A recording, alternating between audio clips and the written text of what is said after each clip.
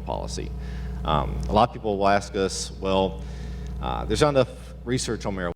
We haven't had enough medical research on it yet. Now, this is a plant that's been around forever, since this country was founded. And just recently, now we've decided to start supposedly doing medical research on it. Now, the problem with that is this. I attended the University of Mississippi. Do any of y'all know what Ole Miss is famous for outside of Hotty Toddy and the Grove? Anybody know what's kind of grown there? All of the marijuana that's grown for U.S. testing and for U.S. medical testing is grown at the University of Mississippi. So whenever the DEA wants to test the potency, THC levels of marijuana that's been confiscated, they send it to Ole Miss. If they're trying to test a certain strain for medical, then they grow it at Ole Miss. The problem with medical testing though right now is, guess whose permission you have to get the marijuana to do the testing? You have to get it from the U.S. Office of National Drug Control Policy. Now, if I went to them and said, I want to do a study that shows that marijuana can possibly stop breast cancer, that's going to be positive, right? Well, right now, the National Drug Control Policy is not interested in positive results from marijuana. They're wanting to show that it's bad. So unless you're trying to show a bad result of marijuana, you're probably not going to get the grant money, and you're probably not going to get the marijuana to actually do the study. So that's why we see a lot more studies being done overseas now, places like Israel. So, Harry, meanwhile, in 1937, the Marijuana Tax Stamp Act was passed. This effectively prohibits possession or the use of marijuana. It was claimed to be needed to oversee and coordinate existing state laws concerning marijuana. Because at that time, each state law, kind of how we're seeing now in Colorado and Washington, everybody did their own thing with the marijuana. For some reason, though, Harry thought that it'd be more realistic for everybody to fall under one federal guideline. Now, a lot of people will tell you, well, the reason why alcohol prohibition failed is we took a product that was legal and we made it illegal. So of course it was bound to fail. Well, but then they bring up cannabis, marijuana, and what they forget to tell you is it was legal at that point. Matter of fact, cannabis was used in medical, medical ingredients at that time. Matter of fact, you can find bottles from the 1920s, 1930s, and they'll list Indian hemp, which was cannabis, as an active ingredient. The following are excerpts from Mr. Anslinger's testimony before a Senate hearing on marijuana in 1937. Now, this is the United States Senate, Washington, D.C. And you probably have heard and seen some C-SPAN from time to time, if it's Rand Paul or Ted Cruz or somebody else, advocating against droning or whatever else nowadays. But in 1937, here's some of Mr. Anslinger's driving testimony before the U.S. Senate. There are 100,000 total marijuana smokers in the United States, and most are Negroes, Hispanics, Filipinos, and entertainers. Their satanic music, jazz, and swing result from marijuana use. This marijuana causes the white women to seek sexual relations with Negroes, entertainers, and any others. This was said in front of the United States Senate in sworn testimony. So we're going to start building a little bit towards the fact that there is a large amount of evidence that shows us that the reason why cannabis became illegal, not only for corporate reasons, because it actually ends up hurting some people's corporate interest, but it's actually based on race. And this is kind of some of the things you see here. Another quote, the primary reason to outlaw marijuana is its effect on the degenerate races. He's not talking about European white people. In his same testimony in the same U.S. Senate, marijuana is an addictive drug which produces in its users insanity, criminality, and death. At no point did he have any medical proof of this whatsoever or anything that he could even present to the U.S. Senate. This was just his word being taken at face value. You smoke a joint and you're likely to kill your brother. Marijuana is the most violence-causing drug in the history of mankind. So as you can see, that's where we start seeing things like reefer madness in the movies and the articles and the pulp fiction from the 1930s and 1940s is based on Anslinger's testimony and some of the racist comments that we've seen from that. A lot of times whenever I do this demonstration there, or this speech, we have 3 of the old posters that talks about the devil's weed and some of the pulp fiction novels that talk about young white women being enticed by Hispanic males and black males due to the marijuana use. The LaGuardia Committee.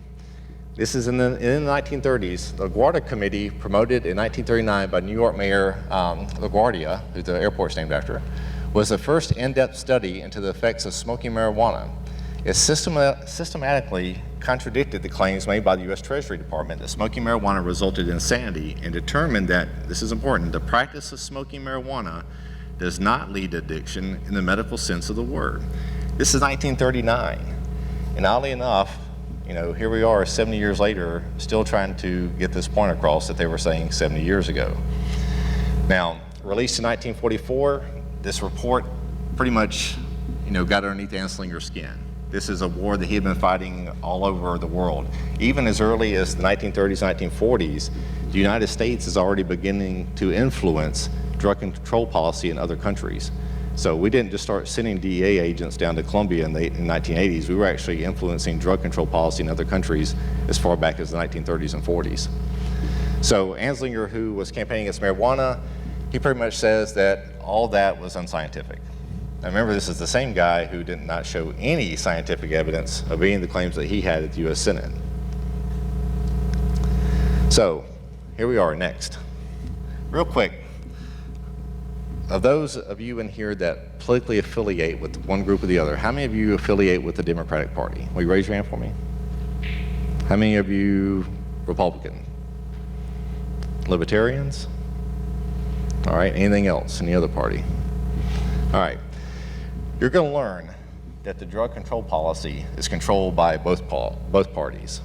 If there's anybody sitting out there today that thinks that marijuana will become legal through the efforts of one party, we're going to get left behind. Okay? It's not going to be the Democrats that do this. It's not going to be the Republicans. It's not going to be the Libertarian Party or the Socialist Party. It's going to be crossover from everybody. Now, in my bio, you may have seen, I've never used marijuana. Now, everything I'm telling you today is not the stance of the city of Monroe. It's not the stance of the police department that I'm the chief of. This is my personal beliefs. And coming from somebody who's never smoked marijuana. If we legalize marijuana tomorrow and you gave away a pound with a full tank of gas at the gas station, I would not be able to benefit at all. I don't drink alcohol, and I also don't consume tobacco. I don't know if any of y'all have heard of a Mormon. I'm a Mormon. So you're getting a rare chance today to hear a Mormon that's a police officer tell you that they'd like to see marijuana legalized in the state of Missouri. I mean, you ever thought you'd see that happen? Up until 2 years ago, I wouldn't have thought that would happen. But as I've gotten involved with this, before we get into Nixon here, about 2 years ago, I started kind of coming onto the idea of, was kind of sold, if we make medical marijuana legal, I don't really care. It didn't really affect me anymore. I didn't really think twice about it. And I started looking into full legalization. I realized that was probably the better route to go. And that's how I got introduced into LEAP and started kind of getting involved. As I got involved in this, I started realizing that I was meeting a lot of people who were involved in liberty groups, libertarian groups, or what we call liberty Republican groups. This is really crossing a lot of different political schemes. So as you're out there building alliances, when it comes time to try and start building coalitions with some of the groups on campuses and off campuses, you have to realize that this is something that can really cross religious beliefs, it can cross political beliefs and everything else, generational as well. So you have to keep an open mind about that.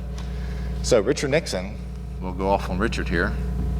He's pretty much the one that set the whole modern drug war into existence. We all heard about the war on drugs, right?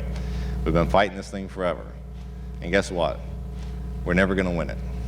Norm Stamper is a retired police chief from Seattle, Washington. And Norm is a member of LEAP, and he's a very big outspoken advocate for legalization of drugs. And Norm, one of his things he always says is that the police departments in today's world did not ask for this war, and it's a war we can't win. And that's where we're at today. But Richard Nixon starts us off in the modern drug war. When he was president, he started the National Commission on Marijuana and Drug Abuse. He recommended an alternative path. They recommended an alternative path, which was to treat hard drugs as a public health issue and don't treat possession and personal cultivation and nonprofit transfer of marijuana as a crime. This is back in the 60s. This is what we're trying to do now, 50 years later, and we're still trying to get this point across. We have a lot of people that, to me, I've met a lot of people who were in the psychiatry fields and the addiction fields, and they're kind of torn right now, just like law enforcement. There's some that are in favor of keeping it illegal. There's some that are in favor of going ahead and moving it to legalized, due to the fact that it allows us to treat people with addiction as someone with a sickness, as a disease. Instead, our current answer to addiction is what? We arrest them throw them in jail, hope that cleans them up. And meanwhile, we've probably destroyed any chance they had of getting a life or a career, right? Think about it like this. In the state of Missouri, there's a girl I know here in the St. Louis, St. Charles area. She was a student at the University of Missouri, got pulled over one night with some friends, and in her purse, she has a one-hitter pipe. No marijuana, just the one-hitter and the residue that's inside the one-hitter.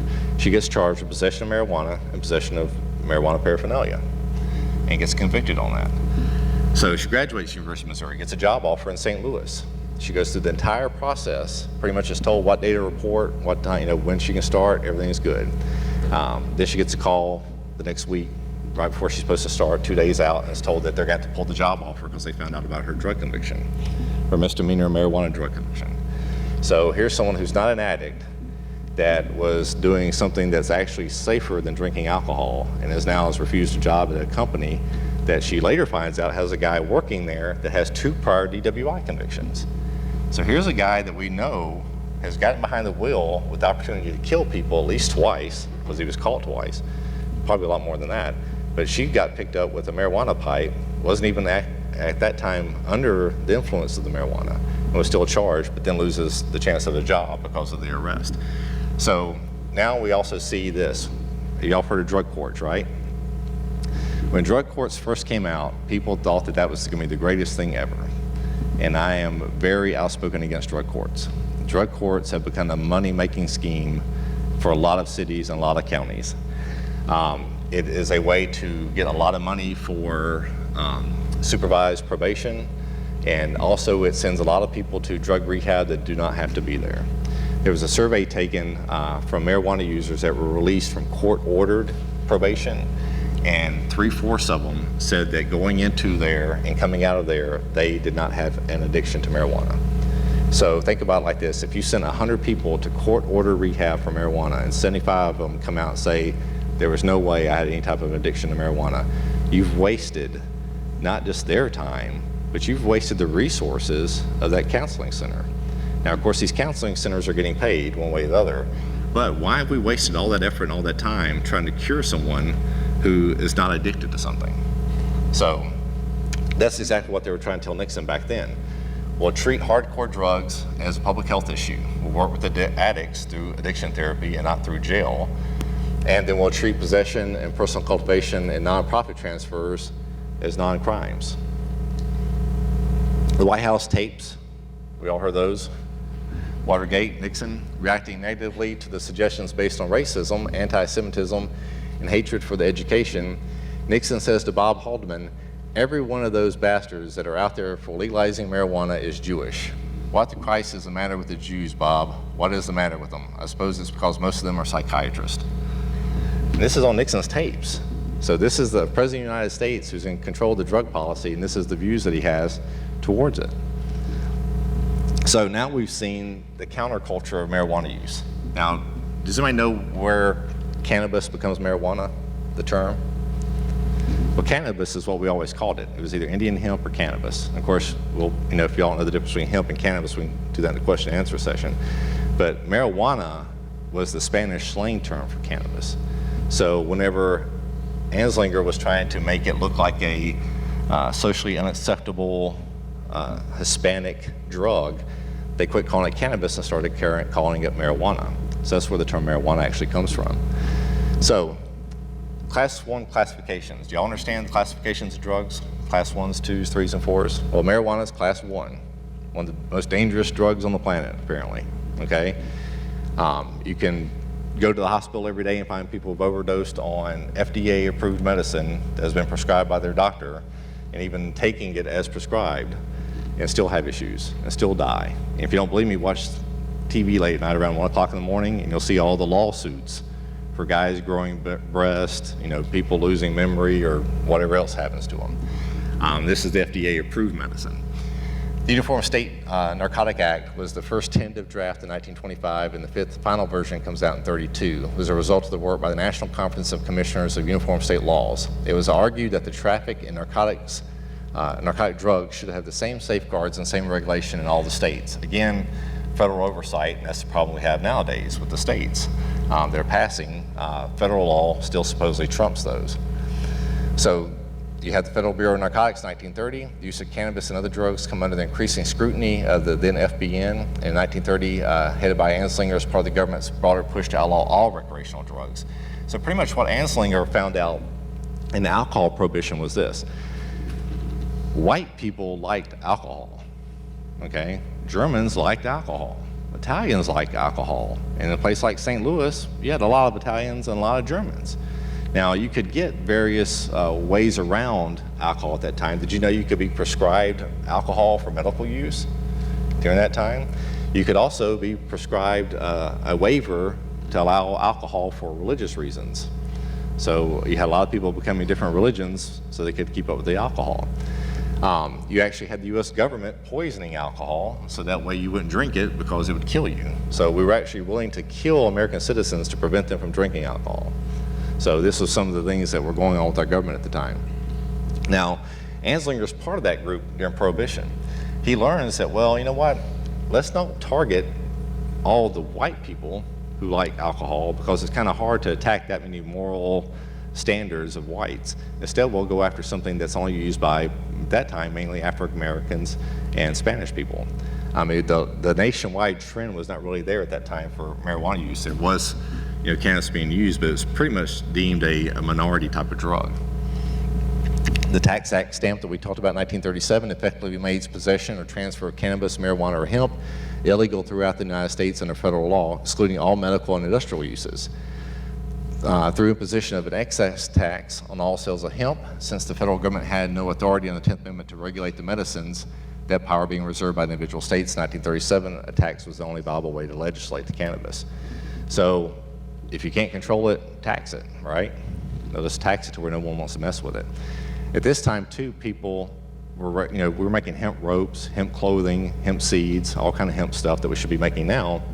But the problem is we can't just allow one without getting rid of all of it. We had to make it all look bad. So instead of actually going after cannabis, which was what was being smoked at the time, they actually went after cannabis and hemp. So that's why Missouri and Kentucky, who at one time were the largest producers of hemp in the United States, had to quit producing it. So as we kind of get a little bit closer to nowadays, it's 1969 Leary versus United States decision. The Supreme Court held that the marijuana tax to be unconstitutional since it violated the Fifth Amendment privilege against self-incrimination. In response, the Comprehensive Drug Act and the Controlled Substance Acts come about in 1970. That repeals the Marijuana Tax Act, but it throws marijuana into a Class 1 controlled substance. Now, after the Controlled Substance Act was passed, medicines were categorized based on medical use and other factors. Marijuana was originally placed as a Schedule 1 pending certain studies that were forthcoming. Now, this always kind of made me wonder was, if alcohol could be prescribed for medical use, why wasn't alcohol put into a scheduled use as a medical? It's like, well, wait a minute. So we just drink all the alcohol we want, even though it's got a supposed medical use, but we have to classify marijuana. So again, this is another way to try and keep it illegal. Now, the reference to the certain studies is actually to the forthcoming National Commission on Marijuana and Drug Abuse. In 1972, this is just 3 years later, the commission released a report favoring the decriminalization of cannabis. It concluded that while marijuana was not entirely safe, its dangers had been grossly overstated. At this point, marijuana should have been decriminalized, but that finding didn't suit political requirements of Nixon very well, who wanted to kind of keep pushing his tough on crime policy, which we still hear nowadays, people being tough on crime. The report was pretty much therefore ignored, and it becomes Class 1 to this day. So even back in 1972, we had people saying that it needed to be removed from Class 1. Again, if it's not Class 1, if it's Class 2, 3, or 4, we can do all kind of medical research on it. In 1986, after 2 years of public hearings involving many witnesses and thousands of pages of documentation, the DEA's chief administrative law judge, Francis Young, ruled that marijuana did not meet the legal criteria of Schedule 1 prohibited drugs and should be reclassified. He actually declared that in strict medical terms, marijuana is far safer than many foods we commonly consume. It is physically impossible to eat enough marijuana to induce death. Marijuana in its natural form is one of the safest therapeutically active substances known to man. Now, this isn't the lawyer for High Times magazine, okay? This is the lawyer for the DEA, the administrative judge, telling them that. So what does the DEA do? Well, they didn't declassify it, did they? Instead, Judge Young's decision leading to the rescheduling of marijuana in 1986, DEA's Administrator John Lawn overrules it. Marijuana is still Class 1 to this day. Since then, we've seen various research that's come out, thousands of studies on humans, animals, cell cultures. None have revealed any findings that were drastically different than what we already knew in 1972. In 95, the British Medical Journal, The Lancet, concludes that smoking cannabis, even long-term, is not harmful to your health. That's in 1995. That's not 1945. That's just 1995. So, with all we know about cannabis now, I mean, let's face it, I grew up in South Mississippi. I was told marijuana was bad because marijuana was bad and never researched it myself. I went to college and was told marijuana was bad. Knew a lot of people who smoked marijuana. A lot of them became lawyers and doctors and such that Ole Miss produces. None of them became heroin addicts. None of them ever killed their brother. So looking back, I would have thought that maybe I wasn't really playing into this gateway drug theory as much as I should have been, right? And now as my years of law enforcement go through, I meet police officers who talk about they used to smoke marijuana in college and in high school. None of them became heroin addicts or killed their brother. So the idea of it being a gateway drug is just what it is, it's a myth. What the true gateway drug would be alcohol. Because for you to say, well, everybody that smokes marijuana, and of course they're backing off that claim now, you'll hear them say, well, not everybody that smokes marijuana goes on to smoke heroin, but everybody I've ever met that smoked heroin smoked marijuana. Well, yeah, and they also probably drank alcohol. So how far back are we going to go with this, right? So here's some reasons we should be ending the drug prohibition. Well, it strains the judicial system. Right now, there are drug units in the state of Missouri. Now, you're talking about a lot of U.S. grant money, federal and state grant money to go to these drug units. One of them actually made 80% of their arrests last year was marijuana arrests. Okay, the state of Missouri is known for meth, right? And this one unit has spent 80% of its time arresting marijuana users. Not marijuana dealers as much as that either, because the majority of their arrests were for simple possession. You know, guys and girls with, a joint or a pipe. And all those get dumped into the criminal justice system. Now, one thing that we've done in cities such as St. Louis, Columbia, the city where I'm at now, if you get pulled over and you have a pipe or you have a little bag of weed, you get a ticket. And you can mail that ticket in with $150, and it's pretty much the same as you having your dog off the leash in the city of Monroe. Same way as Columbia and a couple other places. But still, there's some cities and some counties in Missouri where you actually get arrested, handcuffed, put in a car, driven to the local jail or PD. You'll be fingerprinted, photographed, and put through the whole process. And it could cost upwards to $500.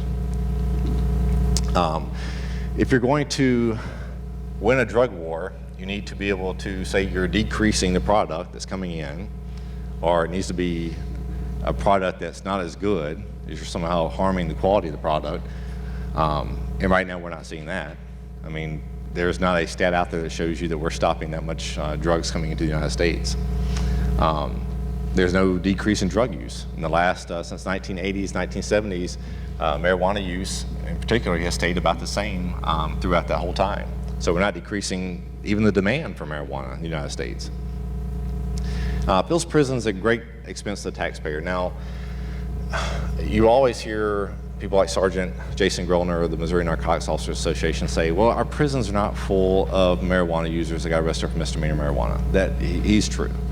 If we released everybody out of prison tomorrow that only had misdemeanor marijuana arrest, we're not going to get very many of them out. Okay, they usually were picked up with selling some to their friend, or they were growing some plants in their basement. But if you looked, and if we legalized marijuana the way it is in Colorado today, you could release a lot of people out of prison that were growing their own marijuana, just like people make their own beer, or they make their own whiskey. I mean, it's legal in the state of Missouri to make your own whiskey and to make your own beer.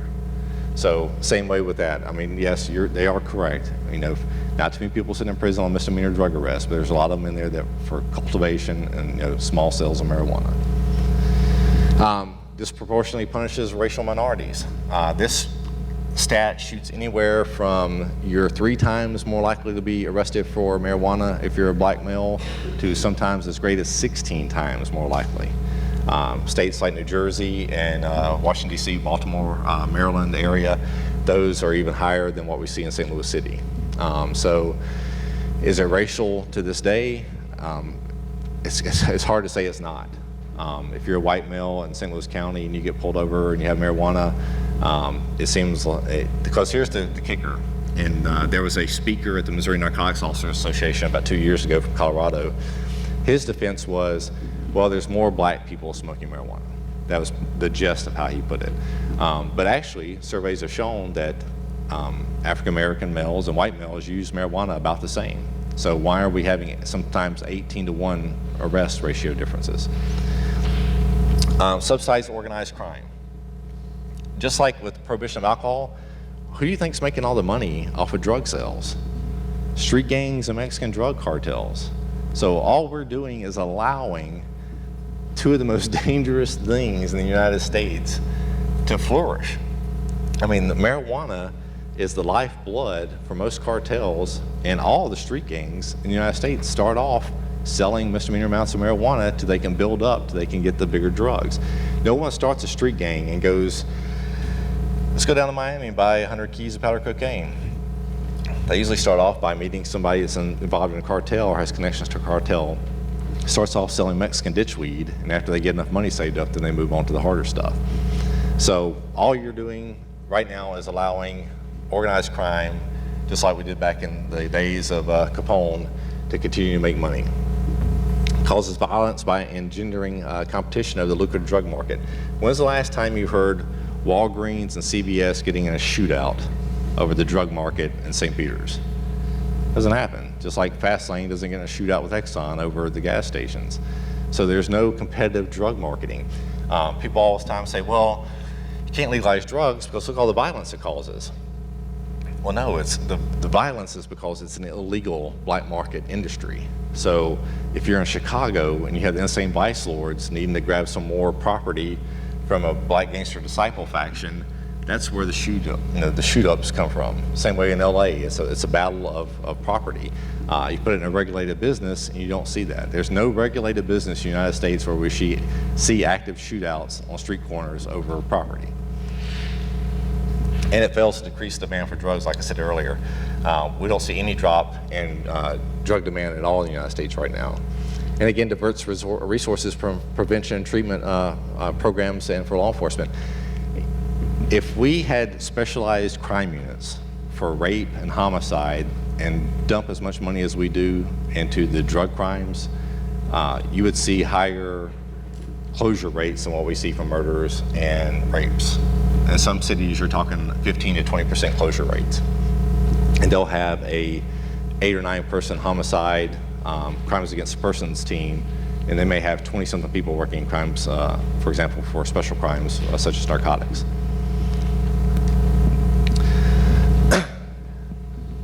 How many of you out there believe that gangs and terrorists should be allowed to sell drugs? That's who, if you want to go buy a bag of weed, that's who you should go to. Either go to ISIS or go to Latin Kings and buy your weed. How many of you would rather go to the local Sunshine and Candy Apple Dreams place and get a bag of weed? I'm gonna go with the second one.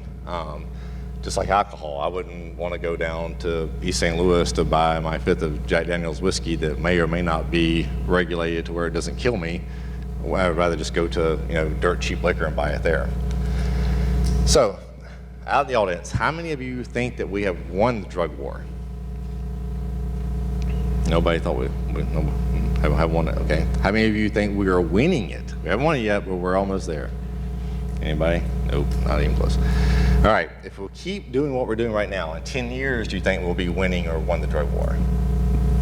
No. Well, y'all are pretty much about like everybody else in the country. The last survey that was done on that, 74% of the people answered no to every one of those. But oddly enough, every year we keep dumping more money into the exact same thing we've been doing since the 1960s and 70s. So is it working? Well, not. And here's what's happening right now.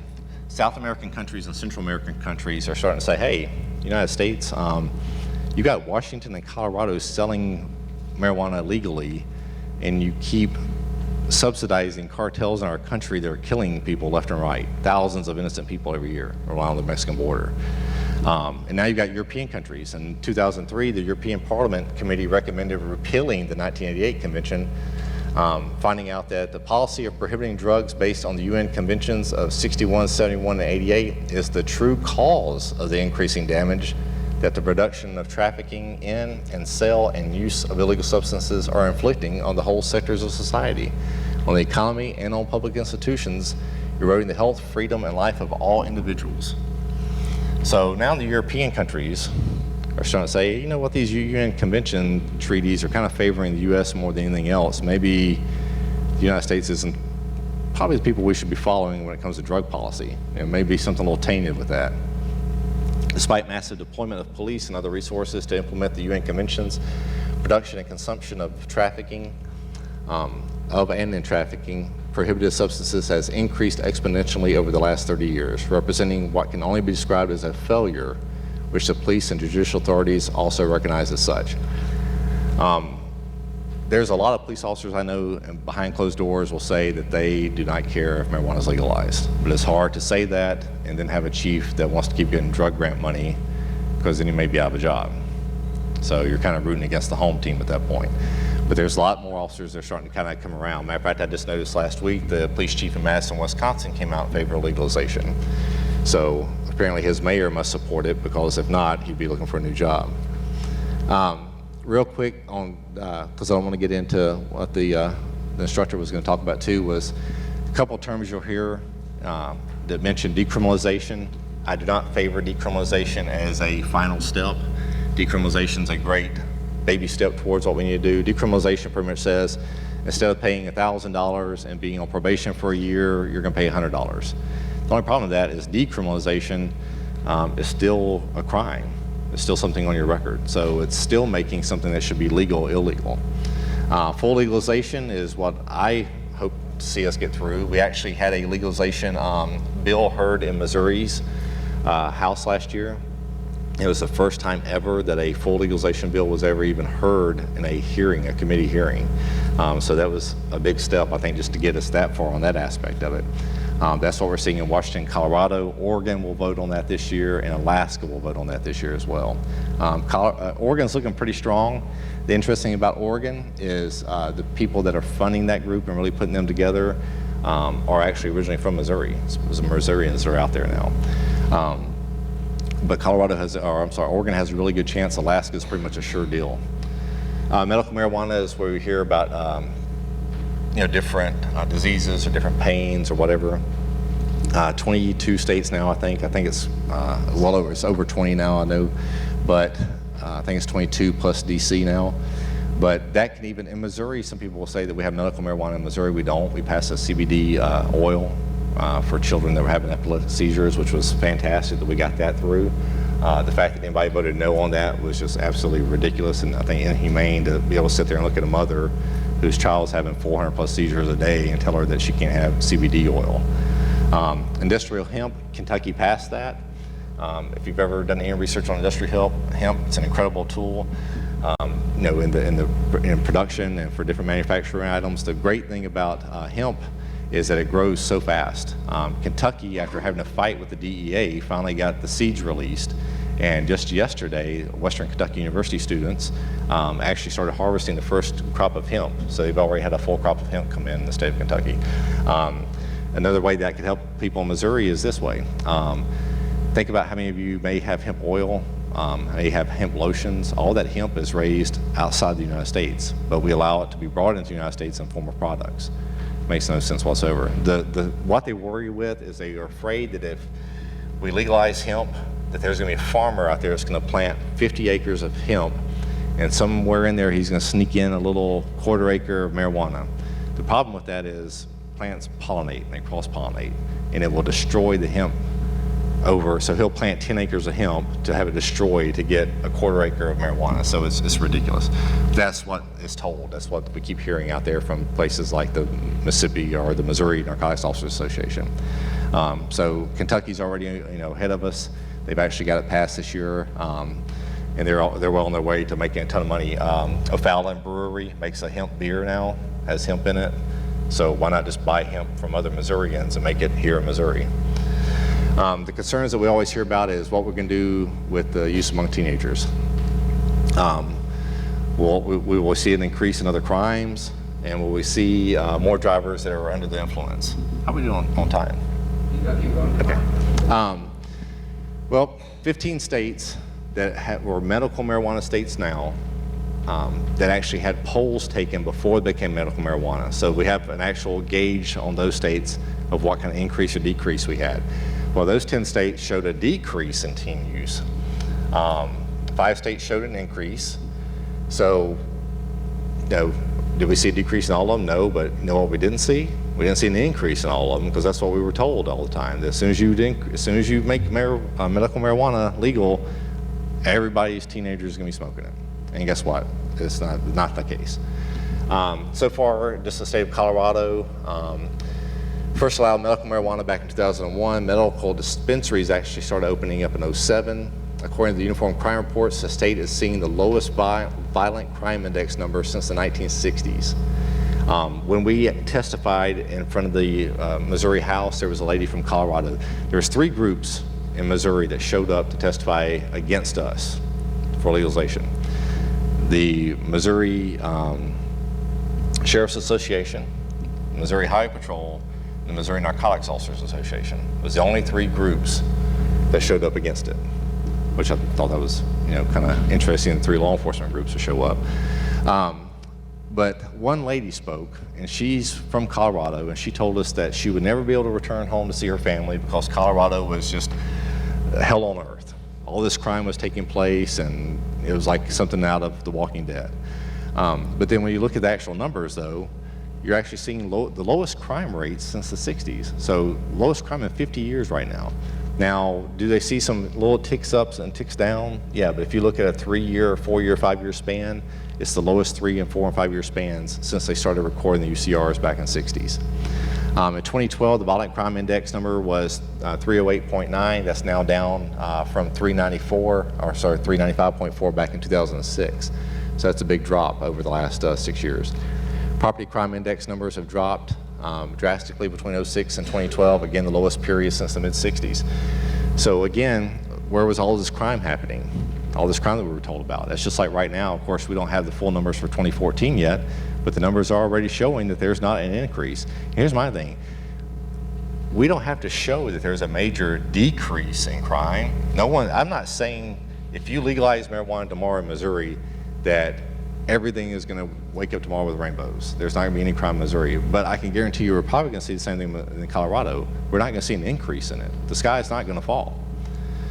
So a review of the state of Colorado also shows that the total number of total fatalities dropped from 535 in 2006 to 477. Now, you know what's funny about that is we always say, well, wait a second, fatalities dropped. Where's all these, DWI, D drivers that are going to be driving around, high and killing people? And we're always told, well, that's because we've had a reduction in DWI drivers and cars are safer in the last 6 years. Like, okay, well, that's odd because your DWI arrests are going up every year, not down. The number of marijuana cannabis only drivers, now this is marijuana cannabis only drivers because they keep wanting to include these for people who are drunk, severely drunk.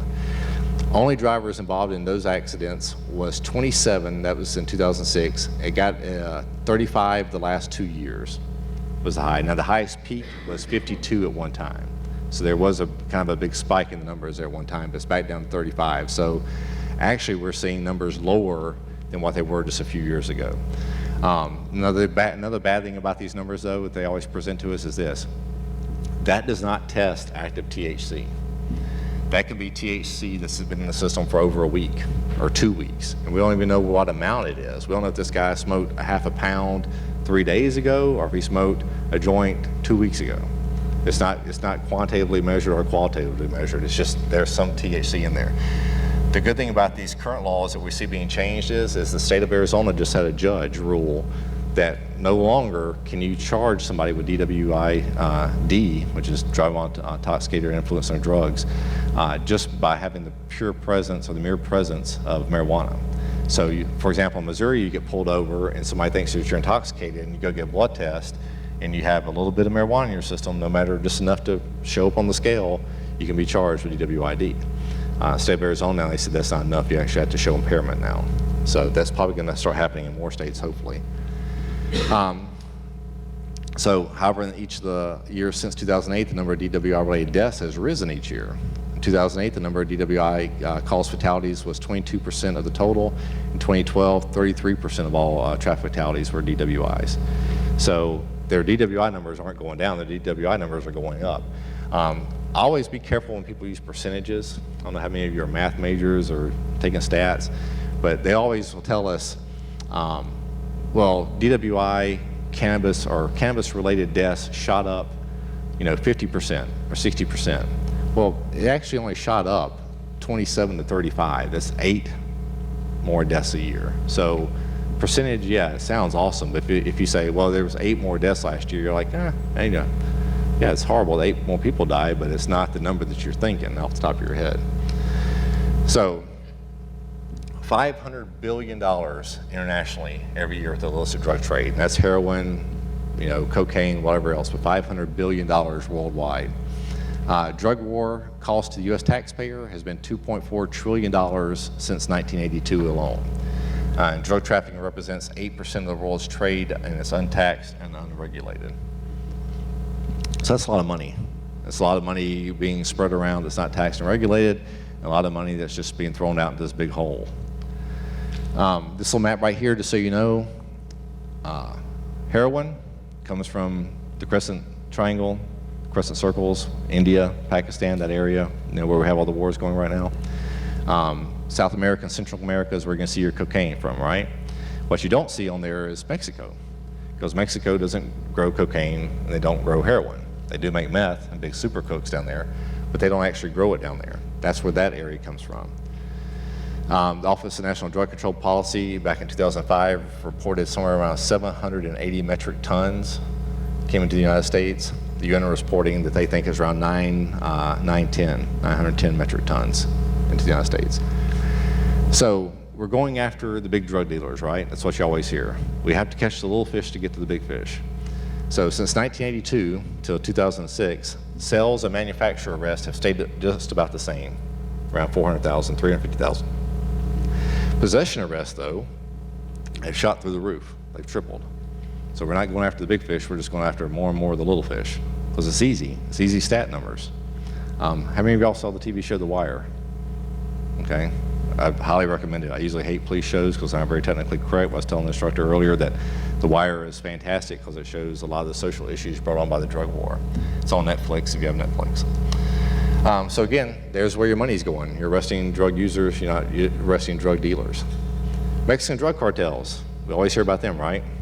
Killing people left and right, beheading people, all up and down the border of Texas and Arizona. So the cartels, this is a map. Now this map can change on a weekly basis. This is from 2012, so it's already changed with who gets killed and when they get killed and what war is going on at what time in Mexico. But this gives you an idea.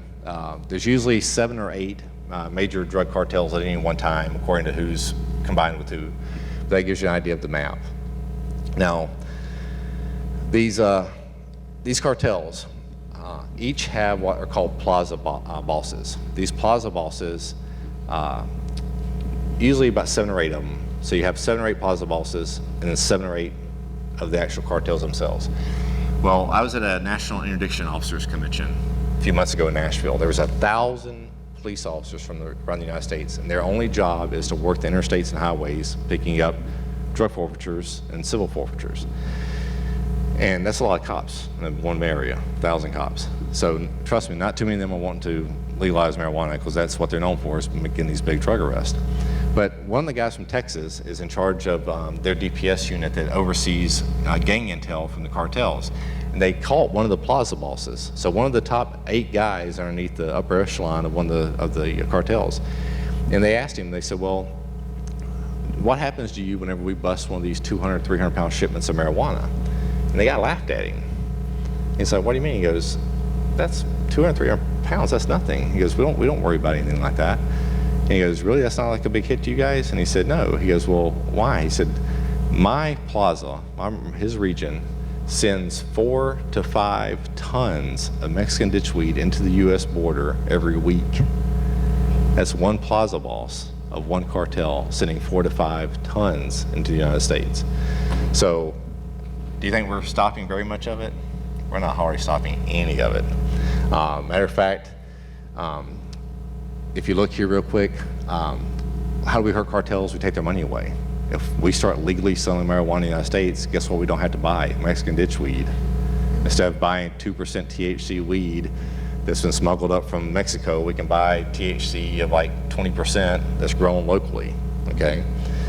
Colorado sold $1 million in sales in the first day, $1 million. In March, the DOR reported they were at 19 million in sales. You know, the bad thing about it right now, though, is actually Colorado is trying to figure out how to get more money. So they're actually trying to figure out, they can't tax it anymore, so it's almost like they're trying to figure out if they can get more people to smoke more weed. Wholesale Mexican ditchweed in the last 5 years has dropped from $100 per kilogram. Any math majors know how much a kilogram is to a pound? 2.2? This guy's been running weed from Mexico. Last 5 years has dropped from $100 per kilogram to $25 per key. So if you have connections in Mexico, now is the time to invest. The Mexican Competitiveness Institute released a study estimating that the Mexican cartels will lose $1.4 billion and $1.3 billion if Colorado and Washington were legalized. So just those two states legalizing has cost Mexican drug cartels $2.5 billion, just from two states. Imagine if California legalized or some of these other states legalized. Same report says that the cartels will lose 20 to 30% revenues, and the Sinaloa cartel would suffer a possible loss of up to 50%. Remember, this is their seed money, pardon the pun. They sell ditchweed, get the money to then buy the Central American and South American drug cartels, cocaine and heroin. Without that money, they can't buy that. That hurts them big time. Now, am I saying that's going to kill off cartels? No, they'll go into human trafficking, they'll go into other things, but they'll have to find a different avenue, just like gangs did with the closing of alcohol prohibition. Just as we close real quick, this is your federal spending from 1981 to 2001. The bottom line is what Americans spend on each of those drugs yearly. So we didn't dent the spending, but we are spending a ton of money trying to stop it, but we're not doing much. If any other industry, if this is what we were doing, spending this much money on research and design or whatever else, and that was the return we were getting on our investment, some company would close down and people would be fired. But we're still doing the same thing. That number is probably even higher today because that was 10 years ago, over 10 years ago. Just real quick again, $180.9 billion is the cost of society, supposedly, through the drug system. A substantial portion of that, $107 billion, is associated with drug-related crime, including criminal justice system cost and the cost borne by the victims of crime. Okay, $107 billion we spend every year, U.S. taxpayer money. The cost of treating drug abuse, including research, training, and prevention efforts, has been estimated at $15.8 billion. That's from the National Institute of Drug Abuse, 2006. So people who deal with drug abuse are telling us, if you gave us $15 billion, we would make a huge dent in drug addiction. $15 billion. Instead, we're like, we're not gonna spend $15 billion. We'll spend $108 billion just trying to stop it, but we're still not stopping it. We got a lot more slides to go through, but just in closing, some of the outcomes that we're going to see is 1.8 million less people arrested, $107 billion saved every year. These are some of the numbers of deaths caused annually. Again, you cannot overdose on marijuana. You would literally have to sit in a room and smoke a room full of marijuana to like ever even get close to that. Now, have people got high and got in a car wreck? Yeah, they have. But about 600 to 1 in alcohol-related injuries. At some point in my law enforcement career, I finally had to ask myself, I'm driving somebody to jail for a marijuana pipe and passing bar upon bar upon bar of people drinking. The federal government subsidizes your ability to drink. And here's the kicker. Do you know that alcohol, caffeine, and tobacco all have higher dependency rates and higher addiction rates than marijuana? Colorado's big thing whenever they passed it last year, marijuana policy project, was marijuana is safer than alcohol. Here's the kicker, is that you can't even argue those. You know, you actually got psychiatrists and drug abuse specialists saying that that's true. I mean, how many of you work places that people come in and go, well, I can't get started until I have my first coffee? That's an addiction, just like alcohol is, just like tobacco is. How many people at work, somebody has to take a cigarette break every 30 minutes? That's an addiction, and the addiction is actually recorded and is actually found out to be higher than marijuana. We'll have to skip through these. I'll leave these for him to pass on to you guys at some of the meetings or whatever, but real quick, just so people, you may want to look up and help support us. Law Enforcement Against Prohibition, that's our website. Membership is free to get the emails and things like that of what we're doing nationwide. Any law enforcement, attorneys, judges, all those are all active with us right now. Show Me Cannabis is who on the state level is doing legislation. You can look them up on showmecannabis.com. We do a lot of town halls around the state. I think they're doing one tonight in Warrensburg, Missouri. Students for Sensible Drug Policy is aligned with LEAP. You'll have that here on campus. We are the Drug Policy Alliance. DPA is a great website. They're the ones that you'll see a lot of the signs that say no more drug war. They really push a lot of the drug policy, not just nationwide, but internationally. And the Marijuana Policy Project, they were the ones that actually pushed Colorado's referendum. So that's all groups that if you want to get more information, I'd definitely have you look them up. Yeah, I'm going to talk for a few minutes. I'm going to blow through some slides, and I'll give us plenty of time to have questions too. So I want to where my lecture went. Oh, there it is. Slide. Campus. So if you're interested, let me know, and I can get you information for that. Basically, I'm going to blow through some of these things. One of the things that we're talking about is the increasing support for legalization, and that's kind of, it started out 84% opposed it, and you can see the bottom line as this work. Yeah, you can see that we now have 52% of Americans support legalization of marijuana, and it's not a moral issue.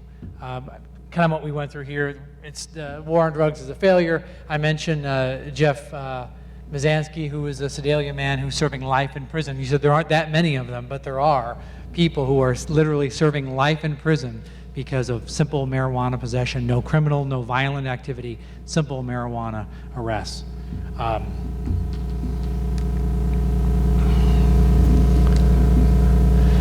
lot of health benefits. One of the reasons, probably the biggest reason, besides the war on drugs, I think the two big reasons why you've seen this change in attitudes is the war on the drugs.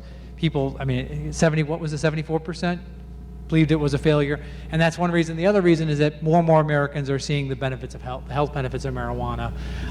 There's been very limited research. I mean, one of the problems with marijuana is because it's a Schedule I drug, you can't do the research. It's very difficult to do. You just announced a new federal study last month. They're going to see whether cannabis can treat PTSD. So you're going to see some movement there.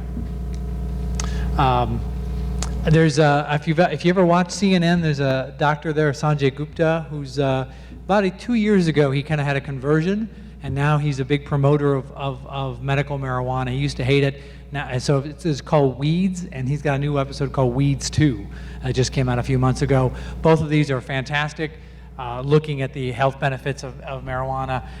Weeds 2 specifically looked at something called Charlotte's Web, which is a strain of marijuana grown in Colorado, mostly aimed at children or people with epilepsy. It's got very low THC, but very high cannabinoid, whatever the CBD is, and which is fantastic for young children. And there's a picture of Charlotte. Oops. There was a picture of Charlotte who uses it.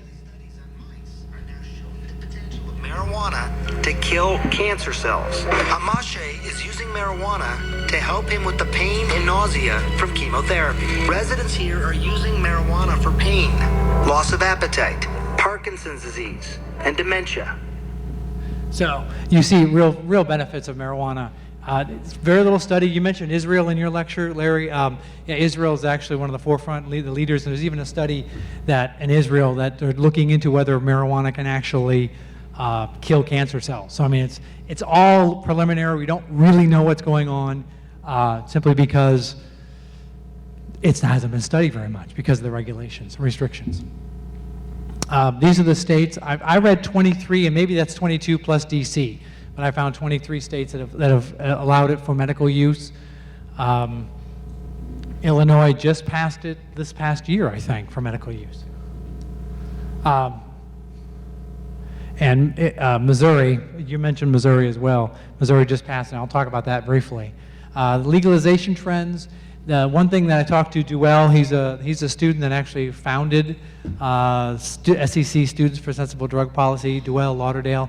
He's now the president of SCC, Mizzou SSDP, and he sent me some information, and one of the things he pointed out was that both of the measures that passed in Colorado and Washington, and the ones that are likely to pass in you said Alaska and Oregon, were also ballot measures. That so far the politicians have not been very amenable to it, but certainly the citizens have been. Really briefly,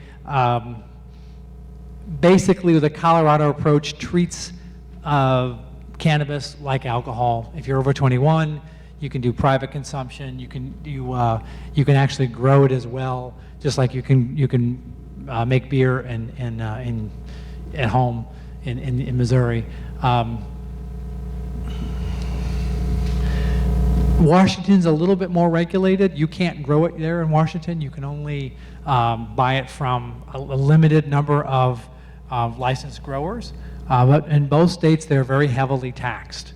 Both states very heavily tax it, and so the idea is that it's going to bring a fair amount of money, as Larry mentioned earlier. One of the biggest problems with the way the state-by-state movement is going is that it's because of federal regulations, especially with banking laws. If you are federal law treats marijuana as illegal, therefore, if you are involved in that, you can't bank with a bank because that would be the bank could get in trouble, and so banks will not take money from these dispensaries, even though they're legal under Colorado and Washington law. They cannot take the money, and so it's a huge cash-only business, and that's always a dangerous thing when you have massive amounts of marijuana, massive amounts of cash, and no legal and all cash. One of the other, you mentioned the stone driving thing. The way that Colorado does it, and I was trying to figure out exactly what 5 nanograms is. There was actually a CNN report where they got people, and I think it was Washington. They actually had a police officer set up a course, and they had people take a certain amount. I think it said 0.3 grams of pot, and they drove around, and all 3 people were fine. And their levels of nanograms was, I think, THC was, 15 to 17. So even at 3 times the legal limit, they were actually driving fine. Only when they hit 30 to 40 nanograms did they actually start having impairment in their driving. But the limit in Colorado and both Washington is 5. Benefits. I don't know if this is a coincidence. It's a little hard to say, but pot use actually did decrease after legalization and medical marijuana. So whether that's really true, but that's often a concern. Is that you mentioned this as you might see an increase. We'll see if that actually happens. But you arguably could say a decrease would be likely, because if you can sell it legally to adults, but you can't sell it to children, then why would you risk selling it to children if you could legally stay in business anyway? Just like alcohol. So for example, why would a bartender serve booze to kids if he could lose his license at all and go to jail, when he can actually legally make a profit by serving to adults? So, what about Missouri? The Show Me Cannabis, which is the organization around the state, said their poll was slightly against support for legalization in Missouri, 47-52. Unlikely to happen this year. They predicted by 2016 you'd see an increase, you'd see a shift, and that by 2016 you'd see a majority of Missourians support legalization. But no pun intended, the support for medical marijuana is very high in Missouri. So I realized that after I typed it there. Yes, okay, there it is. We did and you mentioned this earlier, and it's frustrating how this happens, but oftentimes politicians will see someone they know with a problem and say, let's fix this problem. And so there was a state senator, Eric Schmidt from Glendale, his son had epilepsy. And so because of this treatment, the Charlotte's Web, which treats epilepsy, that's what the point of Charlotte's Web is. It's fantastic, seemingly fantastic treatment for epilepsy. It reduces seizures dramatically. And so Missouri allowed cannabinoid oil just for treatment of epilepsy. So we did actually pass some medical marijuana, but only for the treatment of people with epilepsy. So, you know, if you hope to get treatment, you know, you've got to know somebody who knows somebody in the state legislature, and they can actually make a case to legalize something. So if they know of an availability. So the Missouri legislature acknowledges that there is some health benefits, but so far they've only legalized it for this one particular benefit. And you have to have epilepsy. You can't use it for any other treatment. You have to have epilepsy to get this treatment. So, okay, that was quick, but it gives us, I think, still 10 or 15 minutes to answer questions. So, does anyone have any questions for Officer Kirk or me? Okay, go ahead. I've heard before that the answer to like the drug war and all that is to legalize all drugs, including like hard drugs like heroin and cocaine. Is that the ultimate end game? Is that the solution to the drug war? There are people that advocate that, and there's other countries that looked into that. And I think the question then, I think a lot of people say, well, let's look and see what happens with marijuana first. And I think a lot of people are more willing to do that due to the fact that the addiction rates and the dependency rates are a lot different than, for example. But when you get into looking at things from, like, say, a libertarian aspect of it, and you say, well, it's a free market economy, you put those regulations into place. The bad thing right now about drug use is that it's such a criminalized thing to where people are afraid to even seek out treatment. So that's now why you've got police officers riding around with syringes now to help people who are overdosing all through St. Charles and Lincoln County now on heroin. So I think that's one thing that people are saying, well, let's look what happens with marijuana, and if we can regulate it to that point, then maybe that is something that we can look at down the road, because that is an issue. Is right now is that's the stigmatism from drug use, is that a lot of times is that you're not willing to get help, because then if you go to get help, then you're going to be probably listed somewhere as somebody to be watching out for. Somebody's going to end up getting arrested one day, if not already arrested.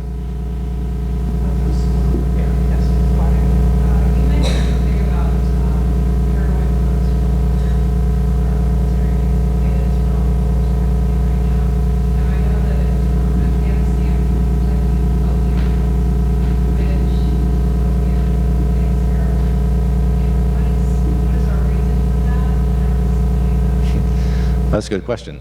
She was asking about the U.S. government in Afghanistan and places right now where opium is, pretty much the heart and soul of those areas, tribal leaders and stuff like that. I don't know really how to answer that, except I guess the biggest question is you have to ask yourself, how is it that we can occupy a country for as long as we have, like Afghanistan, and yet the amount of opium, heroin, coming out of those countries is actually higher now than what it was 10 years ago. So, like you said, if we're occupying government, setting a government up into place and overseeing it the way we're supposed to be doing it, and dumping the resources that we are into it, it seems like a lot more drugs are now coming out of that country than there were before. Yeah, and regarding the heroin production, for a while the Taliban actually, because it's a religious organization, and Muslims, kind of like Mormons, also don't believe in drugs or alcohol and stuff like that. So for a while, the Taliban squashed heroin and production in those places. But when they needed money, they turned it loose and they opened up again. So part of the response, ironically, of putting pressure on the Taliban is that they allowed farmers to grow more because they needed the revenue sources. I mean, it's ironic, but that's what happened. Yeah. Either full legalization or medically, you said assumed by 2016 Missouri is going to be either one of those. That was a prediction from Show Me Cannabis, was that right now we're moving towards, it wasn't necessarily to be a vote, they were debating whether to have a referendum in Missouri, and there was actually talk. That's one of the reasons why I put this on the agenda, because I know that Show Me Cannabis have been talking about having a referendum this year, but they did internal polling and did some polling, and basically they said they're not going to put anything because it takes a lot of money and a lot of effort to do that. So why do that if you don't think you're going to win? Now, if you have, and Show Me Cannabis is not a terribly wealthy organization, so there's no point in it. So I think their goal is, I think by 2016, you'll see this shift, because already you're seeing a huge shift.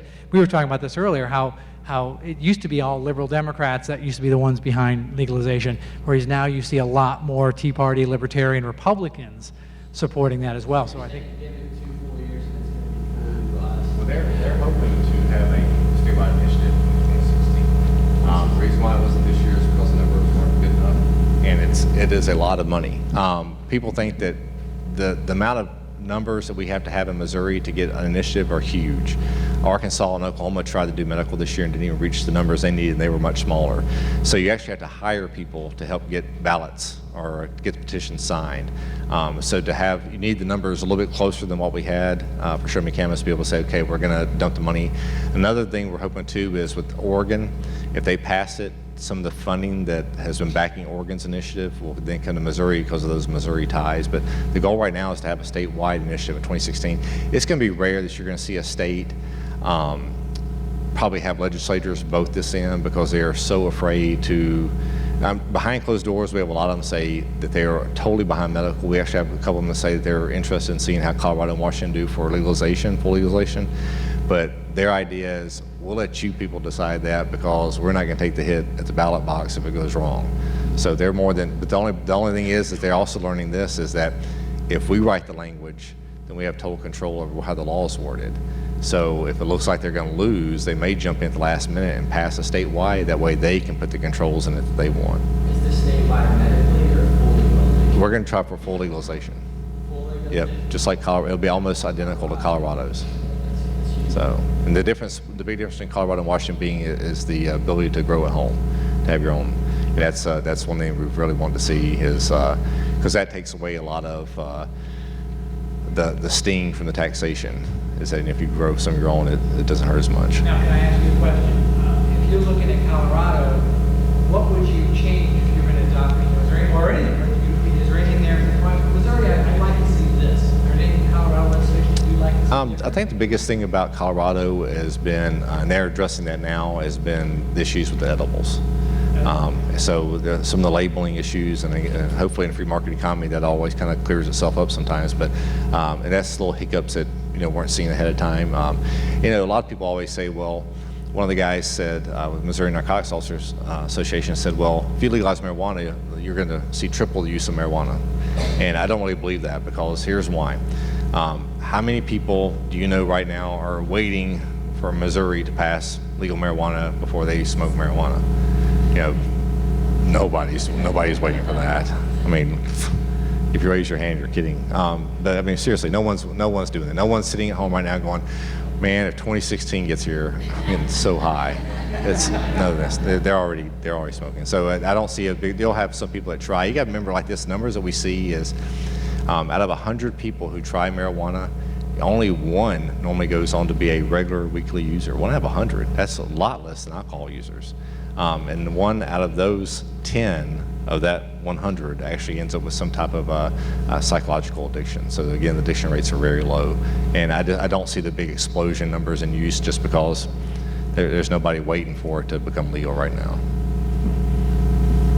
How will you regulate licensed businesses that permit use take this type of? The way that the law was written right now that we were looking at last time around was it would be based, each county could have so many dispensaries or stores based on population. So larger counties would have the ability to have more, but I think that was still going to be left up to the county. Just like in Colorado, some cities could still ban the stores, or some counties could ban them. So you're still going to have that local option like we do in Missouri on a lot of other things. When you did the marijuana legalized in Missouri, actually other drugs than they have on the state itself, are you going to see an increase in people using other illegal drugs? We haven't seen that in other states. In fact, we actually have seen some places where they actually see a decrease in alcohol use because people would rather smoke marijuana than drink alcohol. And I've heard that throughout my life, people I went to college with. But right now we haven't seen where it's actually moved on to anything else. Usually people who are jumping from alcohol to marijuana to the next drug, that's people who are self-medicating for some type of issue. That's something they need to be getting professional help for. What they'll do is they'll drink. Once the drink's not helping, they smoke marijuana. Once that wears down, they've built up a tolerance to it or whatever, then they keep moving on to something else. And that's the bad thing about the black market, is that, you know, if I go somewhere to buy weed and I'm complaining about the weed or it's just not working for me, then eventually I'm gonna run into somebody that's got another illegal drug. And so you just keep working your way up the ladder. So again, that's what we talked about before with medical help and addiction counseling, is that with this, we hope that we can catch addiction on the front end of it instead of having to wait until somebody becomes a full-blown meth addict and overdoses on heroin one day before we actually, you know, stick them in a jail and hope that that helps them. I mean, and actually, Sergeant Gellner said that in St. Louis. He had a debate with John Payne, the head of the Showing Canvas, and he pretty much said that nowhere in the Constitution is life and liberty right next to each other. That liberty has responsibilities to it, and that if you don't follow the responsibilities, then we'll take your liberty to save your life, which just is outstanding to me. That's just wonderful. So you're going to put me in jail to keep me from harming myself, so whatever that's worth. Maybe one more question. Anna. What would you see as the most significant action that somebody who's not heavily involved in politics or isn't involved in anything of the sort can do to contribute to the other local level? The biggest thing right now is calling your state reps and state senators. Whenever we go to see them in Jeff City, that's the first thing they'll talk about is how many phone calls they get. And I know there's somebody in the room right now whose brother was a legislative aide for Corneo, Robert Corneo, who's a state house member for part of St. Charles County and Lincoln County, and they talk about all the time how many phone calls or emails they get on a subject, and that's what they hear. They hear emails and telephone calls. That's the biggest thing, and you know, that if they don't think that there's a push for it on a groundswell level, then they don't respond as much. So they definitely respond to phone calls and emails. Well, thank you. And by the way, that's, if you're interested in joining the club, Anna Richter is the president of SCC SSB. And please thank Officer Larry Kirk for joining us.